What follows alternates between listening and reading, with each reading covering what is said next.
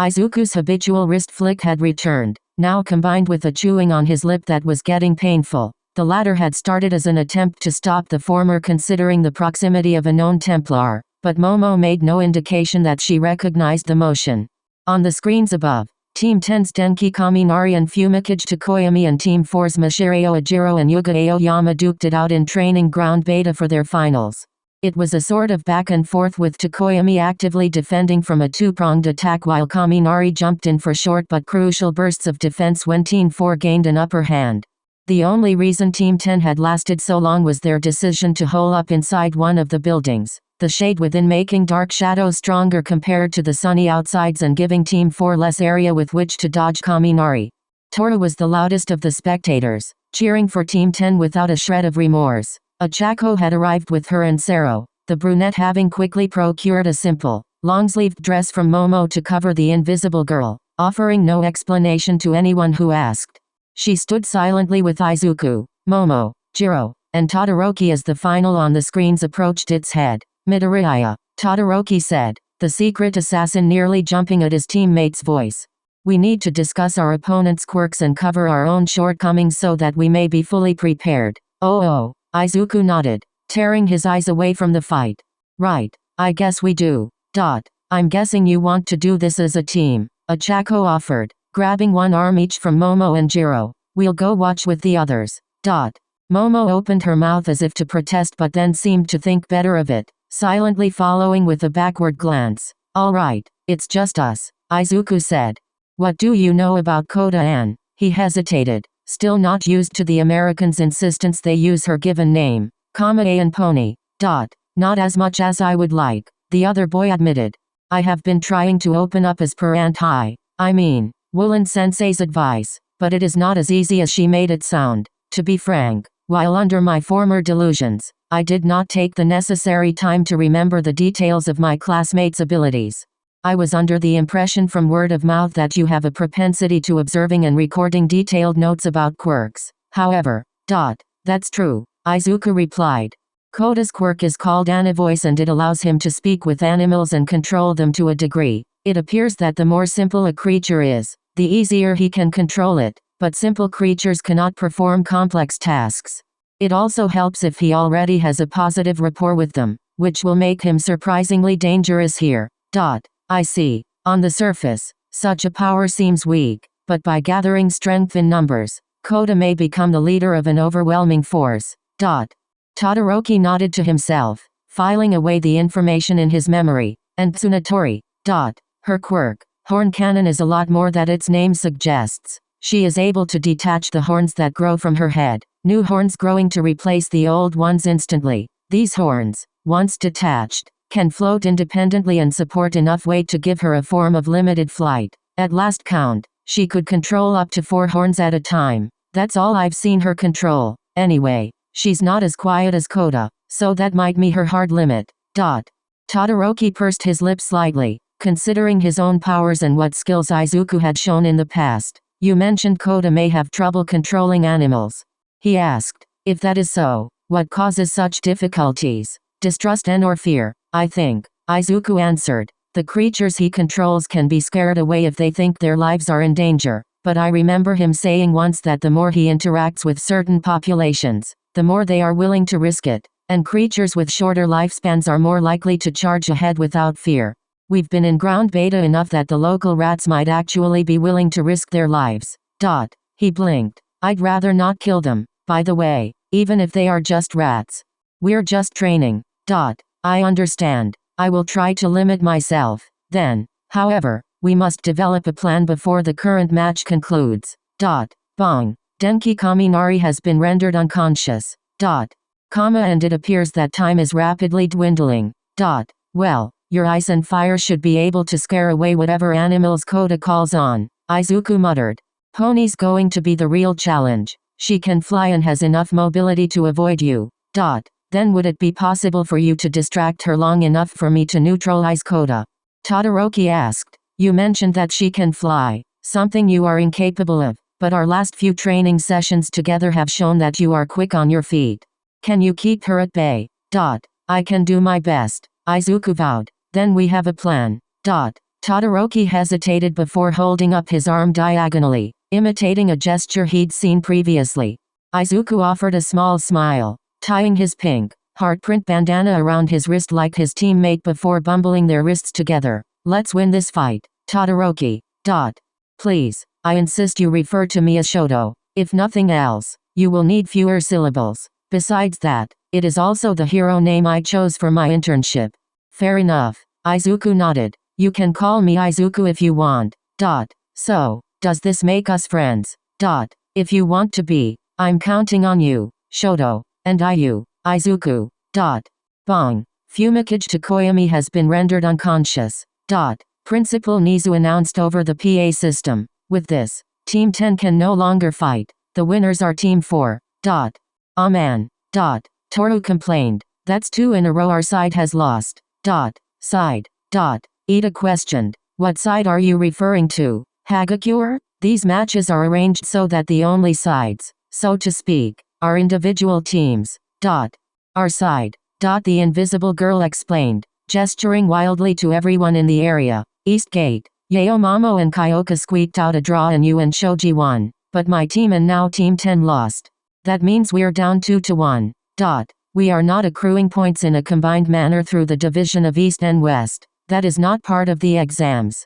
Team 4, I ask that you carry Team 10 out of ground beta, please. The principal continued. The final match shall involve Team 8's Shoto Todoroki and Izuku Midoriya against Team 9's Koji Koda and Pony Tsunatori. Teams, you have 1 minute. This is it, Izuku, Shoto said, the pair readying themselves to enter the gate. Izuku, Momo called, resting a hand on the Verdet's shoulder. Izuku tried not to shy away as she smiled. Good luck. Thanks, the secret assassin replied. You as well, Todoroki, she added, as if as an afterthought. Come on, Team 8. Toru cheered, jumping up and down. Kick their butts so we can tie this thing. This is not a greater competition, Ida objected, his hand chopping the air. These are our finals. We should be uplifting everyone equally. You've got this, Izuku, Todoroki. Achako insisted, throwing them a thumbs up. Go show them what you can do.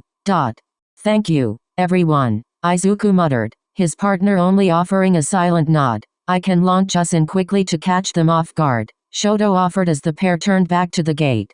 Do you trust me? Sure, I trust you. On go. Shoto drove his heel into the concrete, ice instantly growing beneath them. Izuku clenched his teeth as they were rocketed forward on an ever-growing column. Shutting his eyes to protect them from the sudden air resistance, the young assassin activated his eagle vision, deciding to leave it active for the entirety of the fight. He wanted it to grow and evolve, and only putting it thought strain would that work. At least, that's what his teacher seemed to think. Shoto, Izuku called over the wind. When we hit the center, get me to the rooftops. Very well. The heterochromatic student replied, almost immediately separating Izuku from the main column. It shot him upward, launching Izuku away. The Verdet flipped, landing on the closest roof with the ease of practice. He didn't move for several seconds, admiring the sheer scale of power Shoto could put out and how high up he was. As if reading his mind, Shoto curved his ice downward and slid over the road, sending a slippery film of ice over the entirety of the ground. He stomped his foot, rising into the air high above on a new column. It's a good thing we're last. Izuku laughed. Birds. Shoto replied. Birds. Izuku blinked, turning so his gaze followed his friend's pointing finger. A shadow rose from the other side of the training ground, nearly 100 birds forming a living wall that threatened to blot out the sun. He blinked. Oh, birds. Find Koda and take him down. I'll stall Pony. All right. A snowboard formed under Shoto's feet, the boy tipping forward to ride his ice downward. I suppose I need to show off, too, Izuku muttered to himself, turning his gaze to his surroundings. When no red auras of malice appeared in his sight, Izuku took off parallel to the same direction Shoto had gone, the Verdet keeping his eyes on the sky since his foe had flight capabilities. He didn't want to give away his climbing proficiency, another skill that could potentially give away his loyalties to anyone in the know, so he used his rope dart to reach the roofs of higher buildings. Scaling the next building, a mock recreation of the kind a company would run, Izuku had a flash of red in the corner of his vision. He twisted as he passed the top rise, smacking away one flying horn with the blade of his rope dart before redirecting a second. Flowing with the momentum, Izuku landed on the roof and took in the whole scene. The red shape that was Pony floating above him with a host of birds around her. Well, she said in English, a cocky grin on her face and her arms crossed as she stood on two of her horns. The other two returned to orbit around her, the birds giving the girl a wide berth.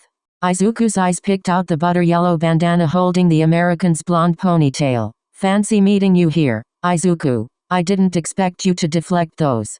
Nice bandana, by the way. Pink's a good color on you. I think it really brings out my eyes. Izuku replied in her native tongue, thankful that he'd learned enough of the language to watch All Might's English interviews without subtitles and that Keeper had helped refine that fluency over the last year and a half. He settled into a low stance, a hand on his bow. You always get into character, don't you? So, do you want to play the hero or the villain? Pony, I'm always the hero. Izuku. Pony laughed. You know that. That's what we're working for. After all, I thought so, but I thought I would at least ask. I mean, I don't want to be the villain every time we meet. His eyes narrowed. I thought you needed hand gestures to move your horns. They make the movements faster, but aren't required. Pony admitted. Her eyes moved from Izuku to something behind him in the distance. It was a chance Izuku wasn't going to pass up, his rope dart shooting out to snag Pony's ankle before she could look back at him. He pulled, Pony's eyes going wide as her opponent made her fall off her floating horns. The girl spat an English curse, her arms going wide to call her horns beneath her. Izuku charged forward, throwing himself off the side of the building as he threw his second rope dart so it hooked around the girl's waist. He swung upward as Pony caught herself, the secret assassin controlling his movements so he landed on her back, driving Pony and her horns downward. Fuck, that hurts.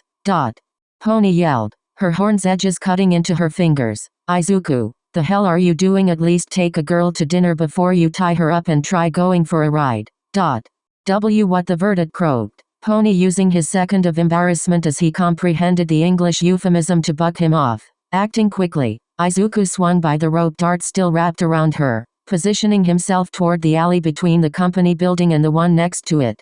As he expected her to, Pony used one of her horns to cut him loose, dropping him into a controlled freefall. Izuku resolved to get more rope darts than the standard two he normally carried. Most things weren't strong enough to cut through the microcarbon fiber they were made of, but Pony just proved that her horns had the same sharpness as most swords.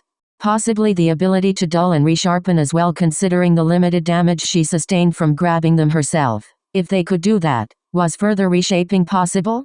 Izuku shook that thought away for later and refocused on the fight. His ribbed soles dug into the company building's concrete, carving gashes as he slowed himself. He jumped to the opposite wall, slowing himself further, and glanced back toward Pony. She smirked, throwing two horns toward him. Bull rush. Izuku leapt off the wall, the horns stabbing into the place where he'd been, before his body smashed through a window on the company building. His thick hero costume protected him from the shards as he rolled over the carpeted floor. Muscle memory kicked in, Izuku rolling to his feet before he'd even stopped moving, already drawing his bow. The room's lights were not on and likely not even wired, leaving the only light to come from the window. For all the money UA had for the training grounds, rigging all the lights to standards was not something they could do for every mock building. Electrical wiring of standard levels was special to ground alpha as far as he knew, except, of course, for the cameras. Seriously, where did UA get all that money? Don't you look ready for a fight? Pony grinned, floating down with arms crossed to stare at him through the broken window, perched again on two of her horns. Izuku's eyes widened, however, when Kota, carried within the flock of birds, lowered to hover beside her. His yellow bandana was actually around the neck of the largest of his birds. To quote one of my dad's favorite movies, "Do you feel lucky, punk?" Kota the verdict gasped. Hi, Midoriya, the other student whispered, waving shyly. What are you? How? But if you're here. Shoto is off chase the local rat population. Pony laughed, switching to Japanese with the others. Koji is always so quiet. Shoto will not know Koji is not there. That fog I saw earlier was our signal that Shoto fallen for it. Koji can be pretty devious when he need to be. Thank you, her teammate muttered. This just got a lot harder. Izuku muttered to himself, backing away slowly. Pony and Koda lowered to the floor, the girl's horns rising to float over her shoulders while the birds that had been working together to support Koda settled on his head, shoulders, and arms. Izuku closed his eyes and breathed deeply, letting the tension drain from his muscles. We do not need to hurt you, Izuku, Pony offered. Give us your bandana and we will leave. Hair, just to leave me here and go attack Shoto, Izuku teased. 2 on 1? Or more if we count the birds? Who's acting like a villain now, Pony? And if you send them after me, Koda, I won't hesitate to hurt them. In a real fight, we won't have the luxury of mercy if civilians are at risk. Civilians are not at risk, Pony tried. But we should practice like they are, Izuku rebuffed. He smiled. Your family likes old movies, Pony. She studied him. Most of them. Why? A quote of my own. Would you like to play a game? And Izuku turned, throwing his remaining rope dart into the light bulb above and fleeing into the office. He dragged it back and ducked a corner as the shattered glass rained down on his foes, the boy barely avoiding the horns that tried to pin his hood to the wall. Comma shit, he is getting away, Koji. The hallways were a veritable maze that Izuku lost himself in quickly. He hunkered down in a meeting room, not damaging or rearranging anything as he closed the door as quietly as he could. His dark green suit faded into the shadows, Izuku stabbing his rope dart into the upper wall by the corner and carefully balancing himself upon it. He needed time to plan. I need to think, he hissed to himself, having to split his attention with watching his surroundings. If he closed his eyes, there was always a chance someone could come in without him noticing. He raised a hand to interact with the headphones in his helmet only to remember he'd chosen to leave it behind. His eyes started to itch from the strain. Crap. Well, Shoto doesn't have a communicator anyway. Looks like I'm on my own. Alright, Koda's got his birds, but they are unlikely to have the ability to open doors. With that in mind, only he or Pony could enter. That is, unless they release the birds into the air ducts. Luckily, I know I can pick them out of the background with my vision. Oh Izuku. Pony called from somewhere outside the door. You can try to hide the whole time, but I don't think that would net you a passing grade. Come on, think. Izuku growled. If only I could see them through the Izuku blinked as it vision blurred for a moment. A hand stabilized him against the wall as his side cleared, but there was a notable change. There were 2 red shapes stalking through the hallways. 2 shapes he should not have been able to see through the wall but suddenly could. Pony moved with confidence, her steps even. Koda was meeker, peeking around corners as he muttered to the birds around him. Walls? Well, that's new, Izuku muttered to himself. He'd heard that the various famous assassins with eagle vision had different abilities, but he didn't know enough to place who had a power like seeing opponents through walls. American, maybe? Or French? He wasn't sure. Many of the records had been lost or distorted between the Great Decimation and the chaos of the Dawn of Quirks. After all, only the story of Desmond Miles and the ancestors whose lives he lived remained clear thanks to the teachings of Gavin Banks. Either way, this was a power he possessed now, and Izuku intended to make the most of it. He could see his fellow students, but Izuku could not see the birds. He figured they were acting as scouts for the quiet boy since Koda would point periodically. He couldn't see Pony's horns either, now that he thought about it, which was an unfortunate factor of his new tactical advantage. He knew the birds had auras he'd seen before, but apparently considering them extensions of Koda wasn't enough for this new power if the same did not work on Pony's horns. If nothing else, being able to see his fellow students showed Izuku that Koda was coming his way. The Verta dropped to the floor without a sound, pulling his rope dart out of the wall to recreate his position over the door. The dart stabbed into the wall, but he needed a way to draw the other student deeper into the room. He tipped the table over noisily. He saw Koda's outline jump, so that it looked like a barrier. That should cause Koda to investigate, but Izuku quickly hid the chairs behind the table before jumping onto his dart. He mouthed an apology as Koda drew closer, drawn by the noise, the boy opening the door a second later. Midoriya. The shy student asked, stepping into the room with his birds. Please Jay, just surrender. Izuku fell on him, driving Koda's head into the carpet. Instantly, the red aura around Koda vanished as he was rendered a non-threat. The birds around the boy squawked, raising a racket as they swarmed their friend's assaulter. Sorry. Izuku apologized, drawing his bow bong. Koji Koda has been rendered unconscious. Whoa. Toru gasped, she and the students around her watching the final on the screens. Midori just took Koda down with one hit. He never saw him coming. The birds. Achako yelled despite the fact Izuku could not hear her. Yelling at screens wasn't something she did often, but it was a habit she'd picked up from her old man, a fan of the country's various quirked sports leagues. The birds. Izuku. Yeah, those birds could be a bit of a problem, Sero commented as Izuku became nothing but a shadow in motion. Holy, that's crazy. Midoriya did mention he uses his weapon proficiency to counter his lack of an offensive quirk, Ida said, rubbing his chin with his hand. However, I was not aware that his skill had progressed to such a degree. His internship with Edgeshot must have raised his ability to a higher level. He does say power means nothing if one fails to hit him in the first place, Shoji remembered. He has shown an unparalleled ability to bend darkness around himself. Tokoyami muttered, what a mad banquet of umbral revelry. In normal person words, Fumi means he's real good at sneaking. Dark Shadow translated. Was that a standing backflip? Jiro questioned us. On the screen, Izuku flipped over the largest bird, distinctive by the bandana Koda had entrusted to it. The student landed on the tip table, balancing on its edge as easily as a gymnast. His bow spun around his back, knocking down a bird that had been aiming for the back of his head, before the bird had planted the end of his weapon by his feet. He jumped with a spin, opening his legs into a split to kick two separate birds, and landed on the table's edge once more without a moment's pause. Did anyone else know Izuku was an acrobat? Achako asked. No one answered. So I'm not the only one that's surprised? That's good to know. I bet he's ripped under that costume, Toru commented almost audibly licking her lips.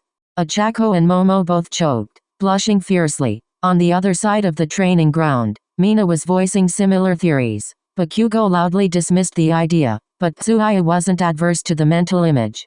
Considering she'd already seen him training shirtless a number of times with various assassin trainers, she knew they weren't wrong. In a matter of moments, every bird that had been in Koda's retina was on the floor, tiny birds of their own flying around their heads. Izuku let a grin slide across his lips, not even breathing hard. Izuku. Pony yelled from somewhere on the other side of the floor. I will get you for that. Looks like that's my cue to leave, the verdant muttered, pulling Koda's bandana off the bird that had worn it. He was lucky Koda hadn't had the idea to separate or send the birds into the vents like he'd feared, but the clock was still ticking. Actually, speaking of vents, no. Izuku shook his head. If he tried to traverse the air ducts and Pony sent her horns in after him, he'd have no room to avoid them. Dismissing that plan, Izuku stepped into the hallway. He didn't have time to question the strange trail of red that seemed to trace Koda's path to the room, but he took off to follow it anyway, since it went down a different hallway than the one he could see Pony's outline coming down. I know you're still here, Izuku, she called. You're not going to get my bandana if you keep hiding. Izuku did not respond, muffling his steps as he traced a path toward where Pony had already been. A new trail of red crossed the one he was following, the young assassin switching to it as he began carefully tracking his remaining opponent. I wonder how Shoto's doing right now, he wondered. Where are all these rats coming from? Shoto demanded in the fog, his arm swinging upward to create an ice wall. A veritable wave of rats crashed into it less than a second later, cracking the barrier with their sheer weight. Damn it, I need to get to Izuku, but I have no idea where he is. Squeak. Shit. He stomped, launching himself into the air with a pillar of ice. 3 rats each the size of a small dog leapt from the shadows, landing where he'd been. Why are you so big? Squeak. They started nibbling on his column of ice, acting more like very efficient beavers than rats. Seriously, does UA not have the funds to hire exterminators? In the viewing box with the other teachers watching the finals to grade each of the students, Principal Nizu made a shorthand note in his personal code on a notepad. His paws more dexterous than even some human hands, he folded the note into a small square and tucked it into a pocket of his suit for reference later. Have the rats in ground beta been getting larger recently? Aizawa questioned. Have they? Nizu shrugged, hiding a bemused grin behind his teacup. I hadn't noticed. The mammal's words fooled no one. Go, my little minions, the principal silently cheered. To what ends? No one could fathom. Straining his ears now, Izuku could hear the soft footfalls of Pony's hooves on the carpet. At least, he assumed she had hooves as opposed to regular human feet. It was a question that had never really come up in conversation with her, but it was a theory he had after the American landed a devastating mule kick on Kirishima during training the week before. It might just be an aesthetic choice for her hero costume combined with her extra human musculature in her legs. The uncertainty made him just so curious. He shook the thought away. Questions for later. The young assassin pressed himself against the wall, carefully edging his head forward to glance into the perpendicular hall. Pony had paused at another intersection, seemingly debating with herself on which way she thought Izuku could have gone. Her blonde tail, an upward tuft of hair unlike the tail of any horse at the base of her spine, twitched, prompting Izuku to back away from the corner. He could still see her red outline, the girl turning to look his direction. Izuku, she asked. The Verdant pressed his lips together, not sure how she'd detected him. He was sure he'd not made enough noise to tip her off, and she didn't have heightened senses due to any of her horse-like mutations. He'd not be able to approach without her detecting him if he came at her from a straight hallway. He'd either need to be as quick as Ida or literally fade into the shadows like One Piece Kurawero. By strategy or happenstance, Pony had placed herself in the one place where Izuku couldn't get the drop on her. Non-lethally, anyway. A rope dart to the back of the head wasn't exactly within the rules of the finals. We're on a timer, Izuku thought. I don't know how much time is left, but we've got to be past the halfway mark. I don't have time for anything elaborate. My best chance to get her bandana at this point is probably a straight rush. He took a deep breath. Well, nothing ventured and all that.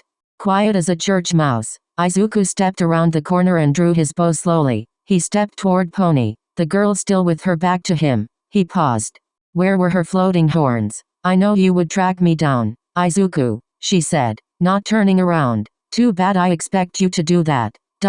Izuku threw himself backward, Pony's weaponized horns stabbing into the floor. His bow spun, snapping the horns in half as it went. His other hand shot out, flinging his remaining rope dart at her. Pony tilted her head, the dart just missing her. This reminds me of paintball with my siblings, she said, turning to show him the grin on her face. Did this happen in paintball? Izuku asked. He wasn't completely sure of the rules of paintball, but he enjoyed the American's look of surprise when he yanked his rope dart back. Her bandana snagged on its hook.